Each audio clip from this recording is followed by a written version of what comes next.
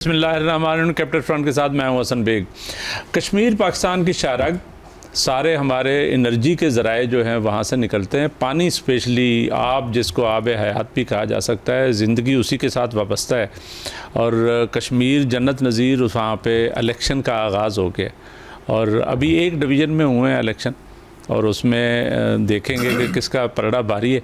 और अल्टीमेटली चूँकि 3 डिवीज़न है, दूसरे डिवीज़न में इलेक्शन होंगे, फिर तीसरे में होंगे, तो उसके बाद पता चलेगा कि हुकूमत किसने बनाई है। बज़ाहिर तो ये लगता है कि मुस्लिम लीग नवाज़ अभी लीड कर रही है जो पहले डिवीज़न में हुआ है, लेकिन वहाँ पे कोई हल्का फुल्का जो है वो प्रोटेस्ट भी जारी है। बहरहाल देखना ये है कि ये जो आगाज़ पाकिस्तान ने किया है, ये लेट्स होप कि लोगों की जो आरा हैं, उनका जो आइडिया है, उसका मज़हर हो। असल बात तो ये है जो, क्योंकि इलेक्शन का एक मकसद होता है और उसके बगैर तो फिर आप जो भी कर लें।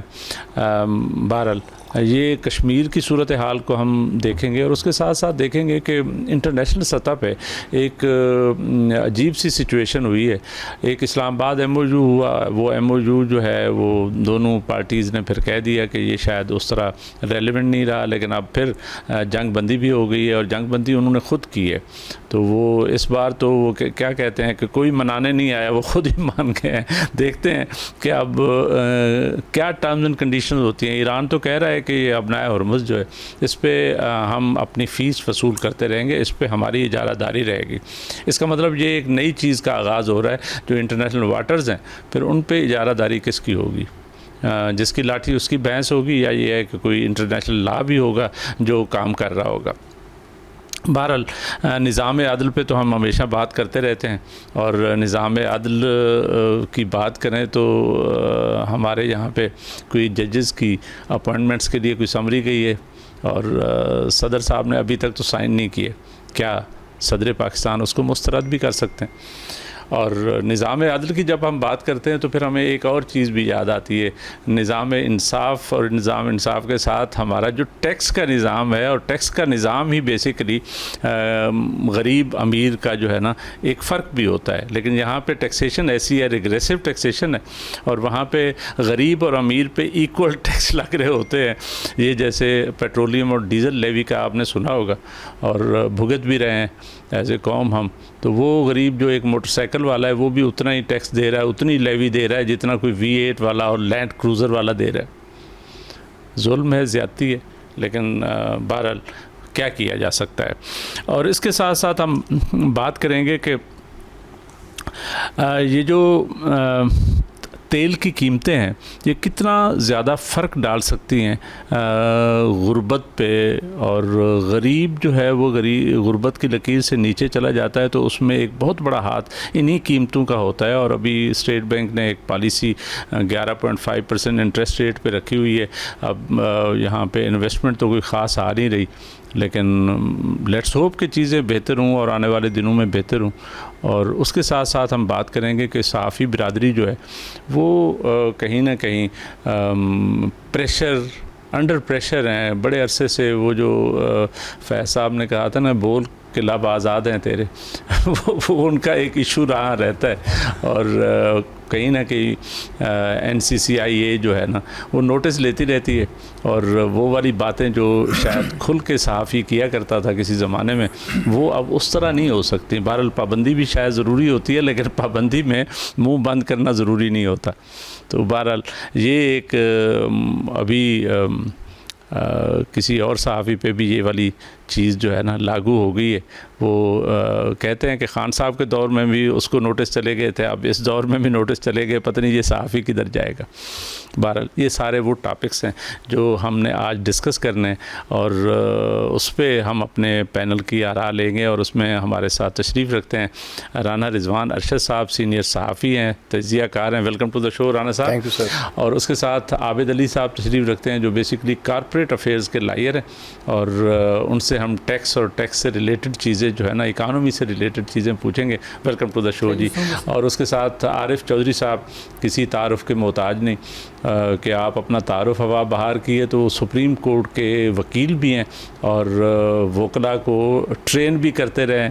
हम भी उनसे कोई ना कोई ला कानून और ला कानूनियत से रिलेटेड पूछते रहते हैं। तो वेलकम टू द शो जी जज साहब। सबसे पहले जज साहब आपके पास आएंगे, you are the senior most. ये बताइएगा कि ये अभी कुछ जजेस की सिफारिशात गई हैं सदर के पास, और वो यानी तबसरे ये शुरू हो गए हैं कि सदर पाकिस्तान अभी उस पर शायद साइन अभी तक तो नहीं किए।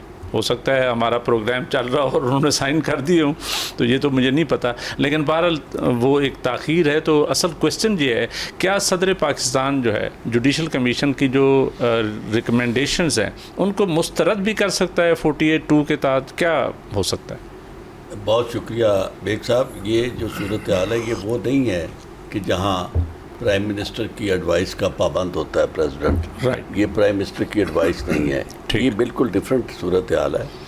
इसमें यह है कि प्रेसिडेंट को जुडिशल कमीशन ने अपना जो सिफारिशात दी हैं उसकी मर्ज़ी है वो उससे एग्री करे, उसकी मर्ज़ी है वो उसे ना माने। अच्छा। और उन्हें वापस कर दे। अगर इन केस वो नहीं मानते तो वो वापस refer back to judicial commission होगा? वो हाँ जुडिशल कमीशन को ही होगा कि आप इक़दाम जो है नए वो भिजवाएं। अच्छा। जो तरीक़ेकार है। ओके। अच्छा, क्योंकि जुडिशल कमीशन ही एक ऐसा इदारा है जिसने जजेस की रिकमेंडेशन करनी है कि जी किन नामे। और अगर जुडिशल कमीशन दोबारा उन्हीं को रिकमेंड कर दे? मैं कहता हूँ कि 10 दफ़ा भी करे तो प्रेसिडेंट को अल्टीमेटली इसमें कोई बाइंडिंग मेरी इल्म की हद तक तो कोई ऐसी बात है नहीं कि प्रेसिडेंट लाजमी मजबूर है कि जनाब अगर वो नहीं करेगा तो फिर तो जो उसे करना पड़ेगा, ऐसा है नहीं। मामला हो ये रहा है कि बुनियादी तौर पर हिस्सा जो है ना वो नहीं मिला, क्योंकि यहाँ हिस्से बांटे जा रहे हैं। इंसाफ का यानी कत्ल जो है वो इस अंदाज में किया जा रहा है कि आपने जजेस जो है वो मुख्तलिफ तरीक़ों से उसमें अपना अपना जज बनाना है। जो तकसीम हो रही है उसमें जो तकसीम हो रही है उसमें कोई ये इस बुनियाद पे नहीं हो रही कि ये कॉम्पिटेंट लोग हैं और इन्होंने बनना है और इनको नहीं आपने बनाया गया। वहाँ ये होगा कि जनाब आपने हमारे अपने इतने बना लिए, हमारे नहीं बनाए। तो अब ये सारा, और उस वक्त भी मैं आपको याद दिलाऊंगा सज्जाद अली शाह वाला जब मामला आया था तो उस वक्त भी प्रॉब्लम ये था बेग साहब कि झगड़ा इसी बुनियाद पे था कि जनाब जो इन्होंने जज बनाए थे वो उन्हें गवारा नहीं थे, इन्होंने अपनी पार्टी के बनाए थे। उस वक्त भी पीपल्स पार्टी ने अहल लोग भी बनाए थे। राइट। लेकिन ज्यादा जो म्यार उनका ये था वो पार्टी पार्टी के लोग थे। हालांकि बुनियादी असूल ये है कि जिसने जज बनना है उसका किसी सियासी पार्टी से ताल्लुक ना हो। तो यहाँ पे तो रिकमेंड ही शायद रिकमेंड ही सियासी पार्टी, और अब तो इस वक्त चैम्बर्स हैं, वहाँ के लोग आते हैं, पॉलिटिकल पार्टीज होती हैं और बहुत सारी चीज़ें का सारा। उसकी वजह ये आप देख रहे हैं जब एग्जीक्यूटिव सारे इख्तियारात ले ले, अब तो आपका ये जो ट्राइकोटोमी या पावर का सिस्टम था ना कि तसनीस इक़्तिदार की कि एक अदलिया है, एक मुकन्ना है और एक एग्जीक्यूटिव है। ठीक है। अब वो एग्जीक्यूटिव ही सब कुछ है, वही अदलिया है, ओके, वही मुकन्ना है। अच्छा। यानी मुकन्ना आपकी बराए नाम है, हाँ, रबर स्टैंप है, और उन्हें पता है कि हमारी हैसियत क्या है, यूनिटरी फॉर्म ऑफ गवर्नमेंट। इस तरह की हुकूमत जो होती है ना, मैं इसे समझता हूँ, इसे वो कहते हैं। इसके बारे में बहुत अरसा पहले किसी से आपने सवाल किया तो बहुत बड़े इंसान थे, तो उन्होंने कहा do you think it is a government? अच्छा।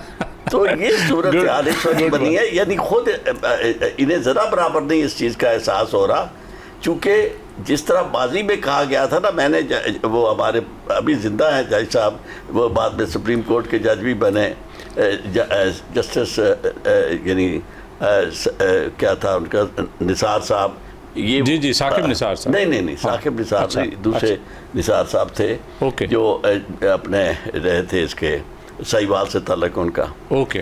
तो उनसे मैंने कहा, वो चीफ जस्टिस थे वहाँ के लाहौर हाई कोर्ट के, राइट।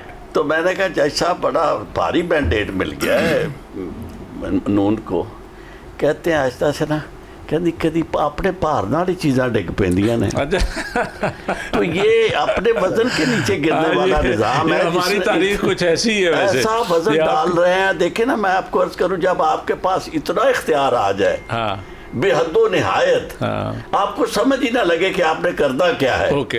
कभी इधर मरोड़ते हैं, कभी इधर करते हैं। अब उसमें देखे पॉलिटिकल पार्टी जिसको इन्होंने एक साइड करना था उसको तो इन्होंने कर दिया।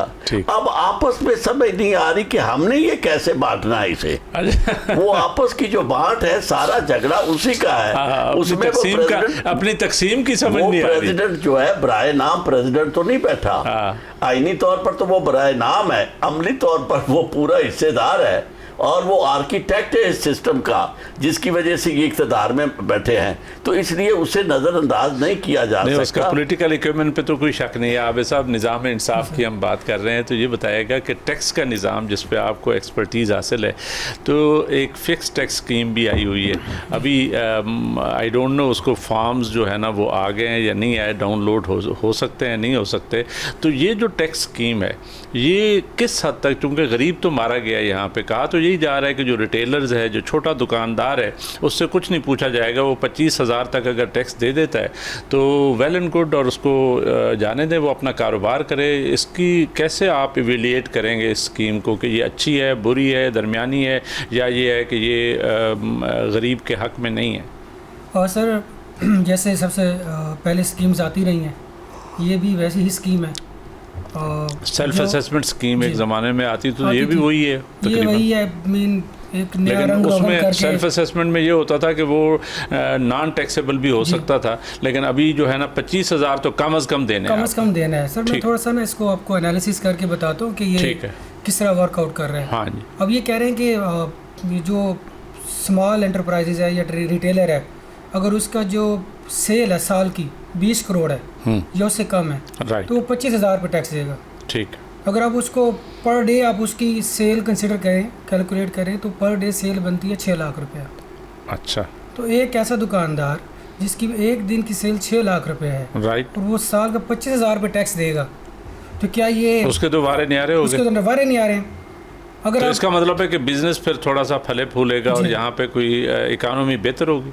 इकोनॉमी जब बेहतर, तो हमें तो नहीं लगता, क्योंकि तो रिटेल सेक्टर है सर। सारा ये नहीं कि आपने सारा बोझ तो आपने बड़ी कंपनीज पे डाला हुआ है, फिक्स लोगों पे डाला नहीं, असल में तो स्मॉल एंड मीडियम एंटरप्राइजेज ही हैं जो बुनियादी तौर पे इकानमी को कहीं ना कहीं सहारा दे रहे होते हैं। सर सहारा तो दे रहे हैं, बट ये है कि ऐसे, क्योंकि ये कंजम्पशन इकानमी पे कर रहे हैं, बहुत ज़्यादा टैक्सेस कर रहे हैं, तो मेरा नहीं ख्याल कि इतना ज़्यादा फ़र्क पड़ेगा, क्योंकि इनकी जो इम्प्लीकेशन है या इसकी कंप्लाइंस लेवल बड़ा इन्होंने मुश्किल बनाया हुआ है। उससे ये है कि जो आम दुकानदार को समझ ही नहीं आ रही। अब देखिए ना कि FBR ने अभी तक जो सेल्स टैक्स गोशवारे हैं अभी तक, यानी कि 27 जुलाई को अपलोड हुए थे, तो आम बंदे को इसकी समझ ही नहीं आती। अब देखिए ना कि जो बंदा जिसकी सेल 6 लाख रुपये पर डे सेल है, राइट, और वो टैक्स दे रहा साल का 25,000 रुपये, राइट, अगर यही इनकम अगर 70% कमा रहा है, तो वो साल का 4 लाख रुपये टैक्स दे रहा है। हाँ, तो ये एक एनामली है। उसके दरमियान में मुझे कहा जा रहा है कि हारून शरीफ साहब साबका चेयरमैन है बोर्ड ऑफ इन्वेस्टमेंट के, वो हमारे साथ हैं। तो राना साहब फिर आपके पास आते हैं। हारून साहब, आप हमारे साथ हैं सर? जी, आई कैन हियर यू जी। सर ये फरमाइएगा, हम इकानमी को भी डिस्कस कर रहे हैं, ये फरमाइएगा कि ये जो आप चाइना भी गए हुए थे, अभी हमारा जो CPEC 2.0 है, एक तो उसके मुतालिक बताइएगा कि वो कहाँ पे खड़ा है, और इस नई सिचुएशन में ये जो मिडल ईस्ट वार है, ये कभी बंद होती है, कभी जंग बंदी होती है, कभी जंग दोबारा शुरू हो जाती है, उसमें भी कोई फरमाइएगा कि यहाँ पे तो जो तेल की कीमतें हैं वो रोज़ ऊपर नीचे हो रही हैं डेली बेसिस पे, और गरीब जो है उसकी चीखें निकल रही हैं, और गरीब गुर्बत की लकीर से और नीचे जा रहा है। ये एक तो जो चाइना का CPEC है, एक उस पे फरमा दीजिएगा कि कहाँ पे खड़ा है, और दूसरा फिर इस जंग इंटरनेशनल जो ये मिडिल ईस्ट का कन्फ्लिक्ट है, इसके नतीजे में हमारी इकानमी का क्या बनेगा? जी हसन साहब, जहाँ तक CPEC 2 का ताल्लुक है, कोई भी इकोनॉमिक कॉरिडोर उस वक्त कामयाब होता है जब वो प्राइवेट कैपिटल को अट्रैक्ट करता है। राइट। प्राइवेट कैपिटल को अट्रैक्ट करना चीन की जिम्मेदारी से ज़्यादा पाकिस्तान की अब जिम्मेदारी है। तो पहला काम तो ये है कि हमें प्राइवेट सेक्टर को अट्रैक्ट करने के लिए बड़ी कटिंग एज पॉलिसी में तब्दीलियां चाहिए, और उन तब्दीलियों के लिए हमें कुछ इदारा जाती तब्दीलियां चाहिए, क्योंकि अभी तक सीपैक का जो एडमिनिस्ट्रेशन है वो प्लानिंग मिनिस्ट्री के पास है। सो प्लानिंग मिनिस्ट्री का ये काम नहीं है, क्योंकि जहाँ तक हुकूमत के इंफ्रास्ट्रक्चर का काम था तो उनका लिंक समझ आता था। सो पहली चीज़ तो ये है कि हमें एक ऐसा स्पेस क्रिएट करनी है जो प्राइवेट सेक्टर के साथ इंटरेक्ट करके पॉलिसी मेकिंग करके इंसेंटिव्स क्रिएट करे, ताकि लोग ट्रेड लॉजिस्टिक्स में, ताकि लोग इकोनॉमिक जोन्स में, ताकि लोग जॉइंट वेंचर्स में और फाइनेंसिंग अरेंज की जा सके। लेकिन सर सीपैक फेज़ 1 जो था उसमें हम बहुत दफ़ा आपसे भी डिस्कस कर चुके हैं, ये जो जोन्स बनने थे वो जोन्स भी कहीं पे कोई हमें उसकी प्रायोरिटी भी है, वो भी कोई लिंक्ड है ये जो फेज़ 2 है सीपैक का, या ये है कि वो अलहदा था और वो ख़त्म हो गया, जो रोड बनने थे, जो चीज़ें होनी थी वो हो चुकी हैं, अब ये सिर्फ और सिर्फ एग्रीकल्चर रिलेटेड और इस तरह के जो यानी B2B हमारे प्रोजेक्ट्स हैं वो चलेंगे? जी, जो जोन्स थे वो इन्होंने, हुकूमत ने 9 जोन्स की बात की थी, लेकिन फिर जब मैं बोर्ड ऑफ इन्वेस्टमेंट में था हमने अपनी सलाहियत देखते हुए 4 जोनों को तरजीह पे बनाना शुरू किया, जिसके अंदर फैसलाबाद जोन 2 था, KPK के अंदर रशाकई था, धाबे जी था, सिंध के अंदर एक टेक्नोलॉजी जोन था, इस्लामाबाद के अंदर। फिर ये एक डेवलपमेंट आई कि हम IMF प्रोग्राम में चले गए और IMF ने एक असेसमेंट की और उन्होंने देखा कि इकोनॉमिक जोन्स के अंदर हुकूमत को गेन कम हो रहा है और टैक्स का लॉस ज़्यादा हो रहा है।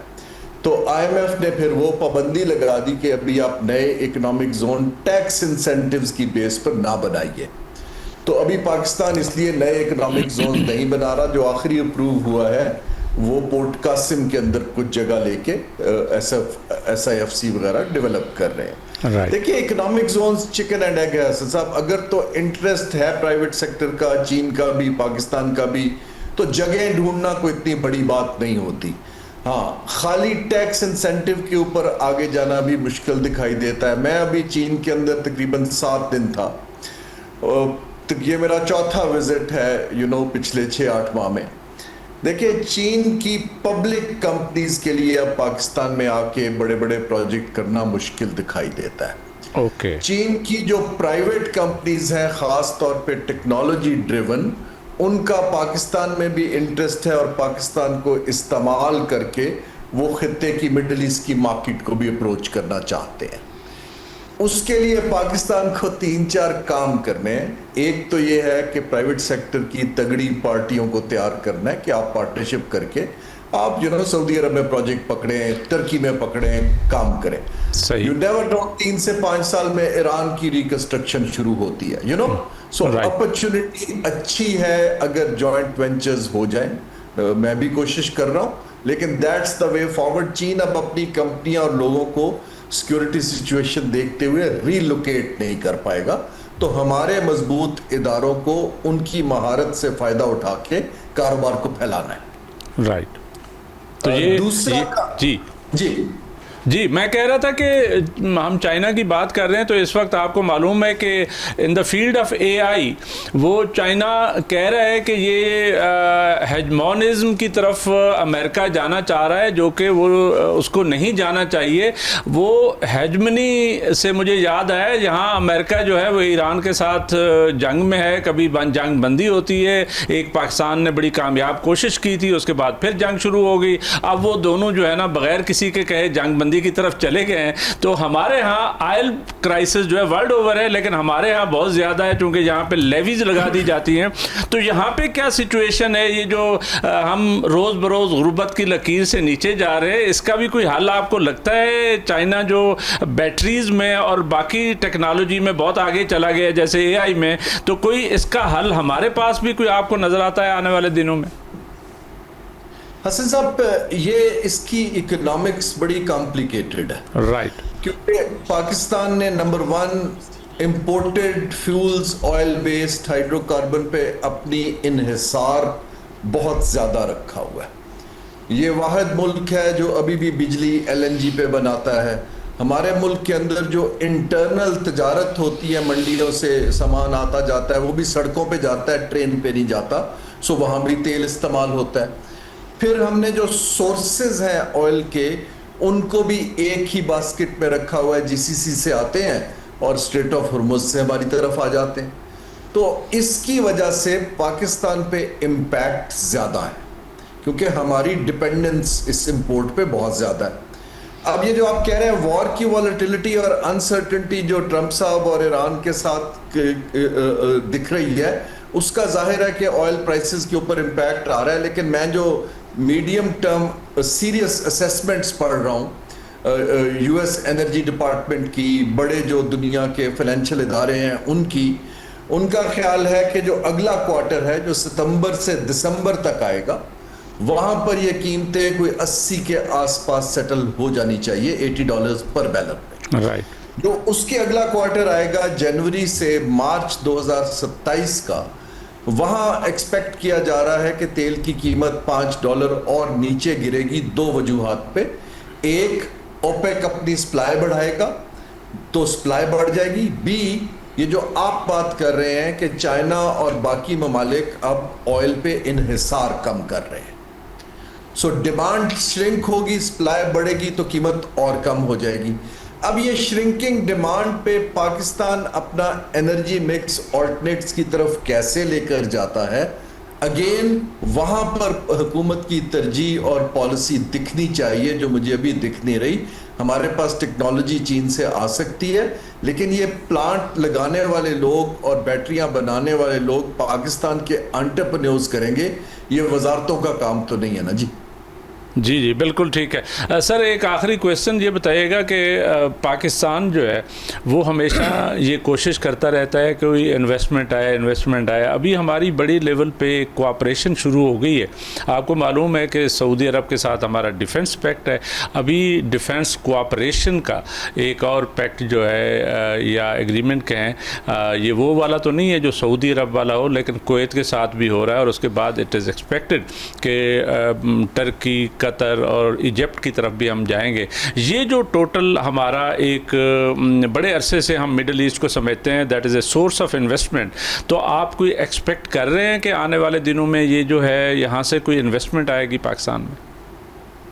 जी, मैं थोड़ा सा दो लाइनें आपके पिछले सवाल पे बोलता जाऊं, जो आपने गुर्बत की बात की थी। जी जी, देखिए, ये जो ऑयल प्राइसेस का शॉक है, ये जो हमारे 70 मिलियन लोग गुर्बत की लकीर से नीचे तो हैं, लेकिन ये हिट कर रहा है जो लोग वल्नरेबल हैं और लकीर से नीचे गिर सकते हैं।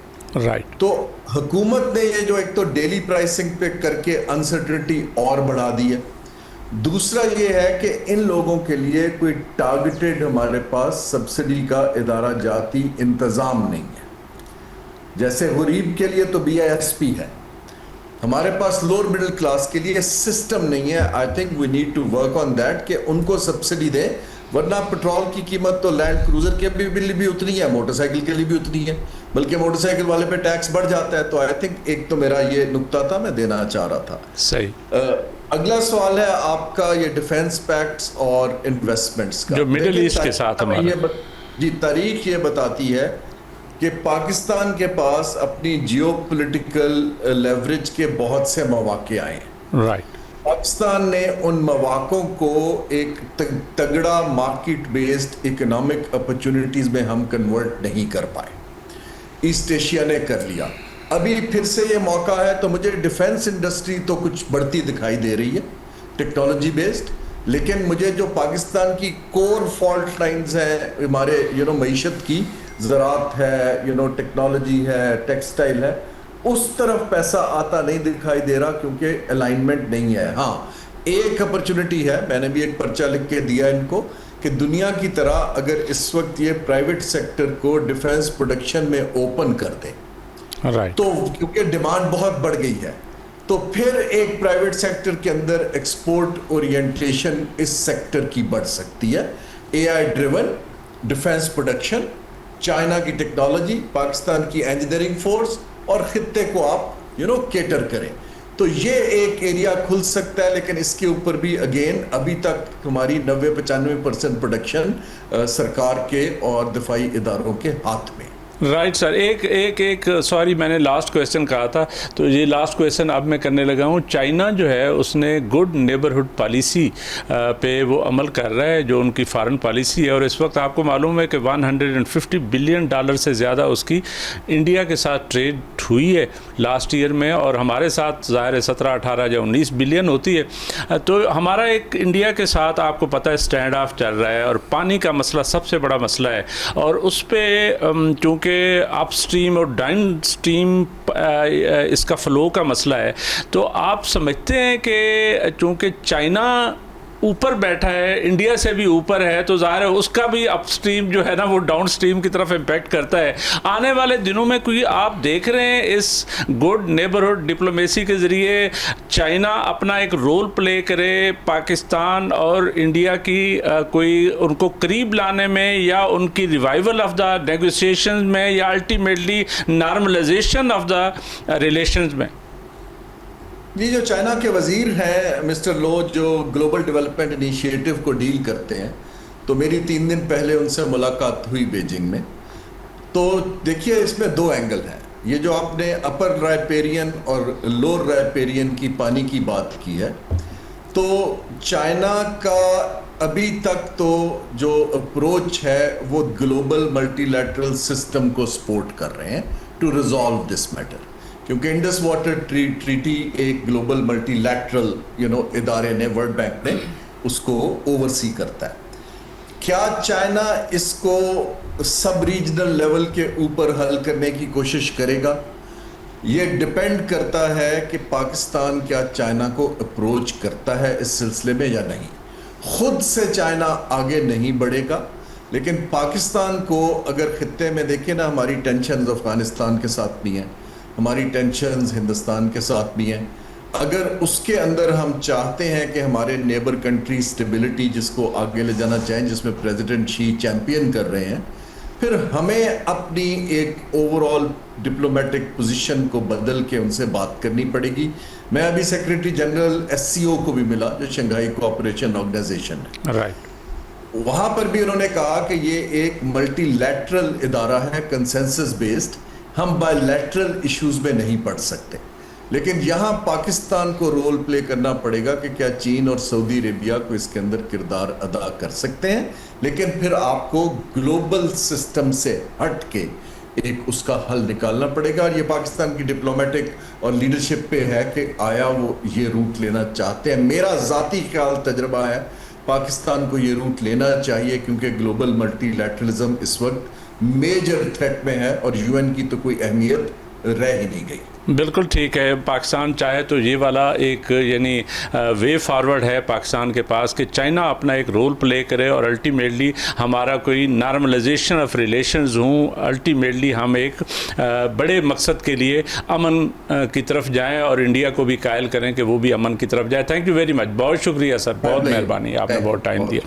फैज़ साहब ने कहा था बोल के लब आज़ाद हैं तेरे, तो आपके लब भी आज़ाद हैं, और यहाँ पे तो रोज़ NCCIA के केसेस होते रहते हैं और डर लगता है बात करते हुए। तो क्या सिचुएशन है, सहाफ़ी बिरादरी जो अपना रोल प्ले करती है इंफॉर्मेशन की हद तक तो अब भी कर रही है, लेकिन वो जो एक इंडिपेंडेंट राय और ओपिनियन और वो चीज़ें थी, वो मेरा ख्याल है थोड़ी सी कदगन नहीं लगी हुई। जी बिस्मिल्लाहिर्रहमानिर्रहीम, thank you very much Baig साहब। यकीनन जी ये जो एक्ट पीका एक्ट आया और ये NCCI और ये चीज़ें, इसके बाद थोड़ा सा वो बिल्कुल आज़ादी जो है ना वो उसको कैप्चर किया गया है, लेकिन कहीं ना कहीं आपको पाबंदी तो करनी चाहिए। बहुत सारी चीज़ें होती हैं जो यानी हमारा सोशल मीडिया देखें, बाहर से लोग जो बैठे हुए हैं वो हर किस्म की बात कर देते हैं, उससे इम्पैक्ट तो पड़ता है कहीं ना कहीं। यकीनन जी बिल्कुल, सोशल मीडिया तो खैर इस वक्त बड़ा वसी और इज़ एक वो प्लेटफॉर्म है, वाइब्रेंट है बहुत, जो यहाँ से भाग के जाता है, जो यहाँ पे किसी भी दौर में किसी भी वो कहते हैं इमरान शफकत साहब पे खान साहब के दौर में भी हो गया था, अभी कल फिर उसको NCCI का हो गया। लेकिन उसमें इसमें सर ये है कि देखिए अभी वो आपके तारिक रेहान पिछले दिनों वो यूके गए हुए थे, वापस आए तो उनको भी उठा लिया गया और वो फिर ये कहा यह जाता है कि आप साफ़ियों का सॉफ्टवेयर जो है सॉफ्टवेयर अपडेट हो रहे हैं तो लेकिन साफ़ी जो है ना जी, वो साफ़ी देखिए मुझे 30 साल हो गया जर्नलिज्म करते हुए, राइट। तो साफ़ी के अंदर जो है ना एक जो उसके अंदर एक वो सहाफ़त पक चुकी है ना जी, वो हम बाज नहीं आ सकते ना जी अपनी बात करने से, सच बात करने से, हक की बात करने से, और जो हकीकत है उसको हमने आवाम तक और जो मुख्तलिफ जगहों पे हमने उसको पहुँचाना होता है। तो हम ठीक है ये कदगनें लगी हैं, ये चीज़ें हैं, लेकिन हमें, मैं अपनी बात अगर करूँ बीइंग सहाफ़ी, तो बेग साहब हमें सहाफ़ियों को भी चाहिए कि जो हम बात करते हैं उसको नाप कर, तोल कर, उसको उसकी हकीकत जानकर उसको सामने लेके ये बात ठीक है। आपको बोल चाल में भी कहते हैं कि थिंक बिफोर यू स्पीक, और वो जो होता है ना नाप तोल का आशारी निज़ाम रखना चाहिए। ये बताइए कि इससे हट के हम थोड़ा सा हम पे भी कोई पीका ना लग जाए। ये बताइए कि कश्मीर में अभी इलेक्शन हुए हैं, पहला डिवीज़न हो गया, तो आपको वहाँ पे एक यानी इजहार राय का तरीका ये है कि लोग वोट देते हैं अपने रिप्रेजेंटेटिव, जो असम्बली में जाके जो बोलते हैं उस पर कोई कदगन नहीं लगा सकता। सही। तो ये बताइए कि वहाँ क्या सिचुएशन रही, कोई आपके जो है ना जी बिल्कुल जी, हमारे वहाँ पे चूँकि दोस्त अहबाब हैं, मीडिया कुलीग्स हैं, और वो अपना मुँह से बातचीत भी चल रही है, उनसे राब्ते भी मुसलसल हैं, देख रहे हैं, इसको वॉच भी कर रहे हैं। और देखिए आज़ाद कश्मीर में जैसे अभी आपने अपने इंट्रो में कहा कि इस वक्त जो ये मीरपुर डिवीज़न में इलेक्शन हुआ है, ये 13 सीटों का 13 सीटों पे इलेक्शन था, तो इसमें बड़ी वाज़ेह अक्सरियत मुस्लिम लीग नून ने जो है वो हासिल की है, और दूसरे नंबर पे पाकिस्तान पीपल्स पार्टी है जी। और आगे अब इसके बाद फर्दर हमारी हरदिल अजीज IPP किधर चली गई? IPP जी वो गिरफ्तार हो चुकी है जी, वो हमारे शानी जो है गिरफ्तार हो गया, उसने कोई शानी जो है वो जनाब अपना को बैलेट बॉक्स और ये वो समय जनाब वो अपना गिरफ्तार हो चुके हैं। नहीं ये जो हमारा ये सोशल मीडिया है ना, आपको पता है छोटी सी खबर को पता नहीं क्या वो एक जमाने में ये आना शुरू हो गया जी, IPP को हुकूमत दी जा रही है। जी ये सुनते यही जा रहे थे हम जनाब, सरदार तनवीर साबिक वज़ीर-ए-आज़म पाकिस्तान जो है उसने पीपल्स पार्टी छोड़ी और वो इस्तेकाम में आया। वो तो मेरा ख्याल है इधर से इलेक्शन नहीं लड़ रहा था, वो मीरपुर उसमें मुजफ्फराबाद डिवीजन पूंछ डिवीजन में सबसे लास्ट में वही है 10 अगस्त को। तो अब 10 अगस्त को और ये अपना होने जा रहा है। अब इस फेज के बाद मुजफ्फराबाद डिवीजन है, उसके बाद पूंछ डिवीजन है। अच्छा जो मुझे नज़र आ रहा है ना सर, अगर हम थोड़ी सी माजी की बात करें, ये जो नून लीग की वाज़ेह कामयाबी है इस पर हम बात करते हैं। माजी में हमें देखा है ये पिछले साल चौधरी अनवर उल हक की हुकूमत थी, नवंबर में तहरीक अदम-ए-एतमाद आई और पाकिस्तान पीपल्स पार्टी ने गवर्नमेंट बनाई वहाँ पे, तो अपना फैसल मुमताज़ राठौर वहाँ के वज़ीर आज़म बने।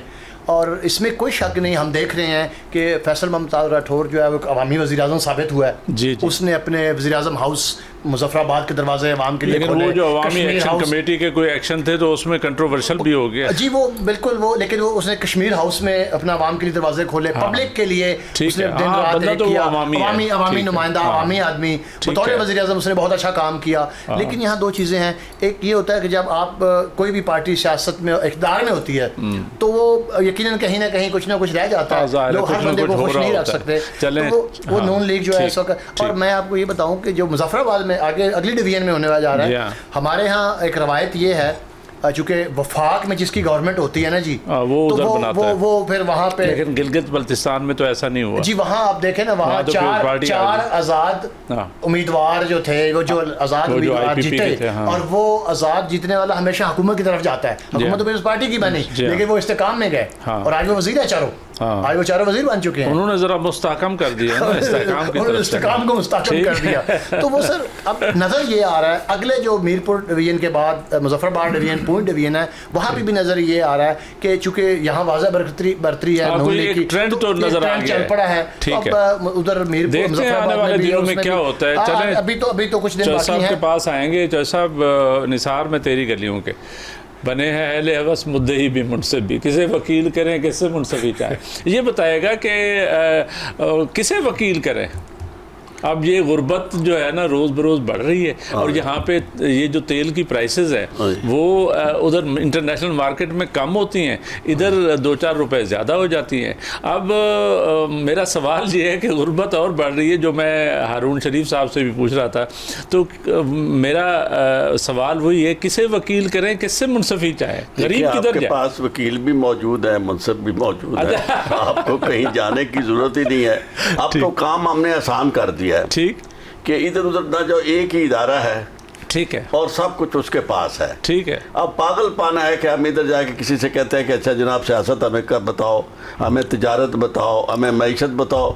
इतना अल्लाह का फजल और इतना करम हो गया है कि किसी ज़रूरत ही नहीं है उसे उन्हें कहे कि जनाब आप बताएं क्या करना है, वो खुद ही कर रहे हैं जो कुछ करना है। और दूसरी बात मैं आपसे कर्ज करूँ, ये अभी मेरे दोस्त ने जो कहा, मैं 2 दिन आज़ाद कश्मीर में था। अच्छा, 2 दिन आप गुजार के आए। और मीरपुर की हालत ये थी हाँ, कि जहां हम थे उन सब लोगों ने कसम उठाई हुई थी कि किसी ने वोट डालने नहीं जाना। अच्छा, टर्नओवर मतलब कम रहा। जिस दिन कम नहीं, मैं आपको एक बात बताता हूँ, ठीक है। हाँ। अब जो भी मैनेज करेंगे वो तो करेंगे, लेकिन ये था कि बाहर निकले, हम गए इधर उधर, वो जो जगह थी जहां उन्होंने पोलिंग ये बनाए हुए थे बूथ वगैरह, वहाँ या लोग बैठे थे, खाली बैठे थे, कोई बंदा आ नहीं रहा था। ठीक ठीक ठीक। यहाँ जहाँ तक कश्मीर का ताल्लुक है, मैं आपको ये दयानतदारी से ये बात अर्ज करता हूँ कि पूरा कश्मीर एक तरफ है, अवाम, राइट, सियासतदानों के वो मुकम्मल तौर पर खिलाफ है। ये जो 30-30 हज़ार वोट मिले हैं, ये तो किसी ने अल्लाह का फजल हो जाता है, कमाल करते हैं। फरिश्ते तेरी नुसरत को उतर सकते हैं कतार अंदर कतार। अब भी लड़ाइयाँ झगड़े भी हुए और वहाँ तो अपना बंदे भी हो गया जी। मैं आपको एक बात, ये इन्हें सारा नजर आया, बंदे जाहिर है कि ये आज़ाद साफ़ी, इनके लब भी आज़ाद है, और इन्होंने आज़ादी से ये कहा। परवेज़ मुशर्रफ साहब के ज़माने में किसी ने एक नारा लिखा, उसने कहा तुम्हारे अंदर हिम्मत नहीं है तो मुझे तो कलमा हक कहने दो, परवेज़ मुशर्रफ जिंदाबाद। बोल के लब आज़ाद है तेरे। जब लब आज़ाद होते हैं हमारे यहाँ, तो फिर हमें ये आज़ादी होती है कि उन्हें कहो, हुक्मरानों को जिंदाबाद कहो। अब मैं आपको एक कर्ज करूँ, ये आप वोट जो भी पढ़े, मैं उसके बारे में नहीं बता सकता, ठीक है। आप मुझे ये बताएं कि इनमें से कौन था जिसने वहां जाकर एक भी उस एजेंडे की बात की जो 90% लोग सड़कों पे निकले हैं, राइट, जो उनका मुतालबा था, किसी ने उसकी बात की? नवाज शरीफ वहाँ खड़ा बेटी के साथ ये कह रहा है कि अब तो मुझे यूँ लगता है कि मैं कहूँ कल को हम जब जीत जाए कि मुझे यहाँ का वज़ीर आज़म लगा दिया जाए। शहबाज शरीफ से मैं कहूँगा मुझे इधर का वज़ीर आज़म, के बाद में कहा कि मैंने मेरी छोटी सी बेटी थी कि मेरा वज़ीर आज़म होगा,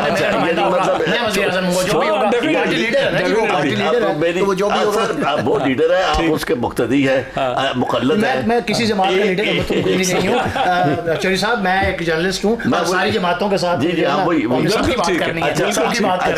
बात तो सुन रहे। वो ना मेरी छोटी बेटी थी, तो मुझे कहती है बाबा एक छोटी सी मैंने आपसे गुजारिश करनी। मैंने कहा बेटा बताओ। कहती मुझे ये हाथी नहीं ले देते आप।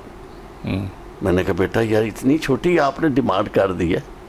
तो अब ये है कि वहाँ जाके कश्मीर है आज़ाद, जम्मू कश्मीर जो हमारा इंतज़ाम है, हमारी वहाँ गवर्नमेंट नहीं है, और हम वहाँ जाके ये कह रहे हैं कि मैं शहबाज शरीफ से कहूँगा कि मुझे प्राइम मिनिस्टर लगा दिया जाए। प्राइम मिनिस्टर इसकी सिंबॉलिक बात है, ये नहीं कि मतलब सिंबॉलिक। आप मुझे ये बताइए, इसका मतलब ये है कि वहाँ ये इख्तियार उन लोगों का नहीं है, ये शहबाज शरीफ का इख्तियार है, जो कि खुद बेचारे का अपना भी नहीं है, खुद अपना उसका बनना भी जो था वो किसी के रहीने मन्नत था। लेकिन तो, सर ये बताएं कि ये जो जब चाहते हैं ना ये हमारे पॉलिटिकल लीडर, जिनको आप कह रहे हैं कि शायद इनके पास कोई ज़्यादा पावर्स नहीं, हकीकत बात यह कि 28वीं आईनी तरमीम का बड़े अरसे से चल रहा था, तो ये नहीं चाहते थे, हमारी पॉलिटिकल पार्टीज़ प्रॉबेबली नहीं चाहती, मेरा तासुर ये है, क्योंकि वो अब उस पर कोई कहीं ना कहीं वो डिले हो गया काम।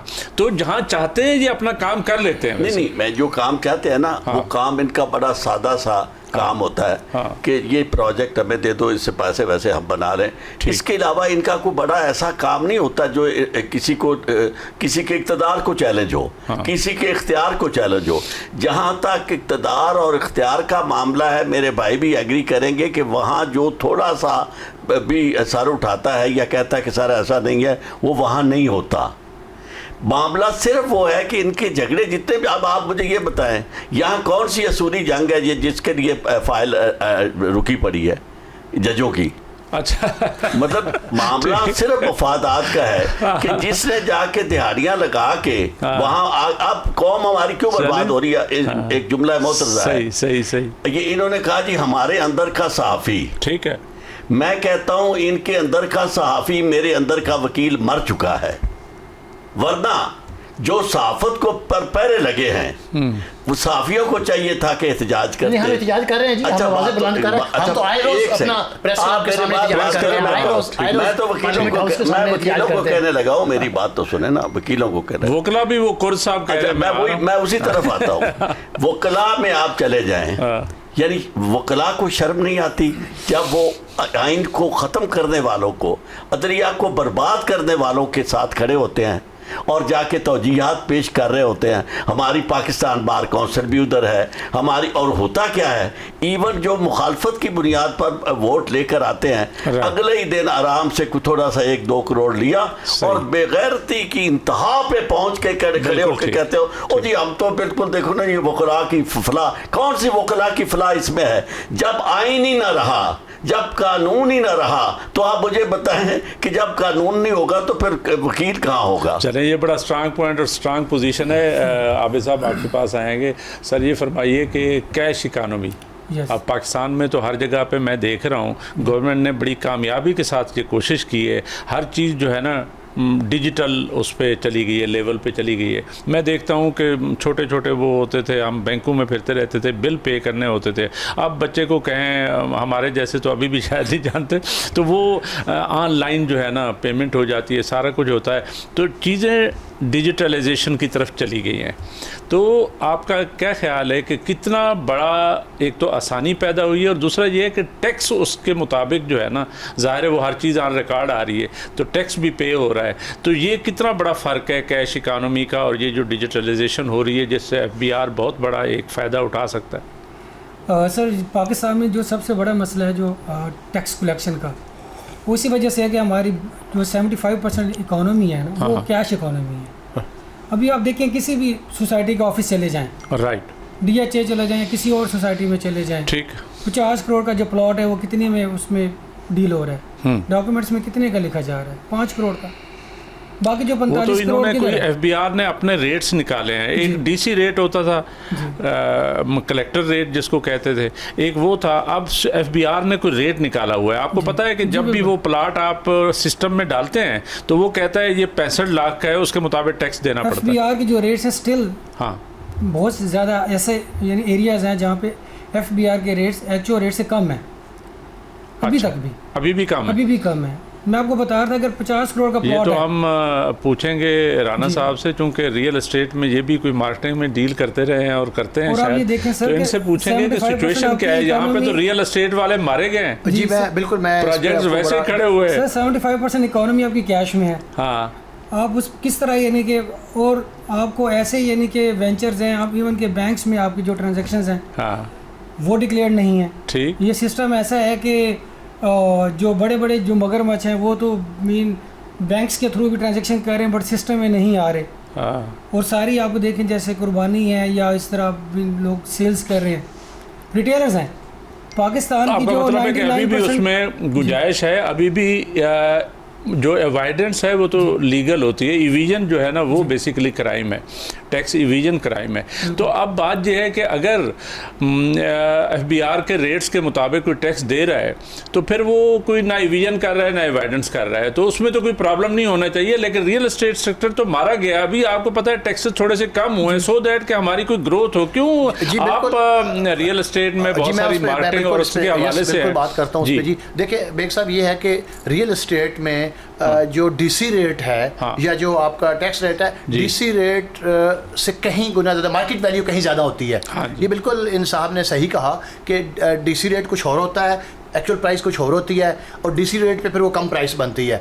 अच्छा, उस पे टैक्स का जो आता है। लेकिन सर इससे बड़ी बदकिस्मती ये है कि आप भी टैक्स के बड़े एक्सपर्ट हैं। आपका कैरियर स्टार्ट टैक्स से हुआ है जी, ठीक है ना। तो बात ये है बेग साहब कि टैक्स चले ठीक है, आपने कलेक्ट कर लिया, बहुत अच्छी बात, आप करें टैक्स कलेक्ट करें, लेकिन उस टैक्स को कम से कम ठीक जगह पे तो लगाए ना सर। बदकिस्मती ये है हमारे मुल्क की, ठीक जगह पे लगा रहे हैं। देखिए आधे से ज्यादा हमारा चला जाता है डेट और डेट सर्विस में, ज़ाहिर है कर्जे हमने लिए हुए हैं उसमें चला जाता है, तो क्या मसला है सर? देखिए कुछ कर्जों में चला जाता है, कुछ करप्शन की नजर हो जाता है सर। अच्छा, वो आपका मकसद ये है कि वो जो मशीनरी बैठी हुई है वो अपने जी वो बिल्कुल वो टैक्स देखिए ना। बाहर मुल्कों में मैं ओवरसीज भी हूँ ना जी, मैं एक मुल्क का शहरी भी हूँ, मैं पुर्तगाल का शहरी हूँ, मैं ओवरसीज भी हूँ। तो कोई इन्वेस्टमेंट ले आए ना बाहर सर? इन्वेस्टमेंट यहाँ से तो लोग इन्वेस्टमेंट बाहर लेके जा रहे हैं, जो हमारे हालात है हमारे मुल्क यहाँ से लोग बाहर लेके जा रहे हैं। मेरे बेशुमार दोस्त पुर्तगाल के शहरी वहाँ से यहाँ इन्वेस्टमेंट लाने के लिए बने वो नहीं, डिफेंस मिनिस्टर साहब ने कहा था ना, कहता है कि यहाँ के जो बाबूज हैं और ब्यूरोक्रेट्स हैं, ये तो सारी चीजें मुझे पता है बाहर। मैं वहाँ पे भी अपनी प्रैक्टिस करता हूँ, वहाँ पे मैं जर्नलिज्म ही करता हूँ जी, साहब करता हूँ, और वहाँ भी इनके लाभ आजाद है, यहाँ पे भी आजाद है चल साहब, यहाँ पे भी आजाद है। चल साहब ये बड़ी आपने खूबसूरत बात की है, इसी पे हम खत्म करेंगे। मुझे कहा जा रहा है टाइम खत्म हो गया। थैंक यू वेरी मच, बहुत शुक्रिया as usual, I am really obliged, आप टाइम देते हैं हमें। आबिद साहब वंस अगेन थैंक यू, आपने टाइम दिया, वो वाला टाइम जो हमें लगाना चाहिए टैक्स पे हम नहीं लगा सके, रियल एस्टेट और बाकी चीज़ों पे भी एक दफ़ा फिर हम इसी पैनल के साथ इकट्ठे होंगे। Thank you very much Rana साहब।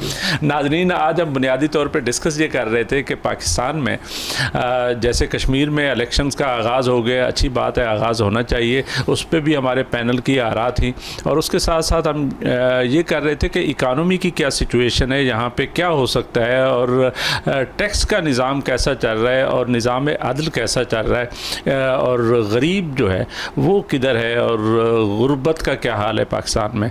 इसी पे हम प्रोग्राम कर रहे थे और आपने हमारे पैनलिस्टों की आरा सुनी। आपकी आरा का इंतज़ार रहेगा। हसन बे को इजाज़त, अल्लाह हाफ़िज़।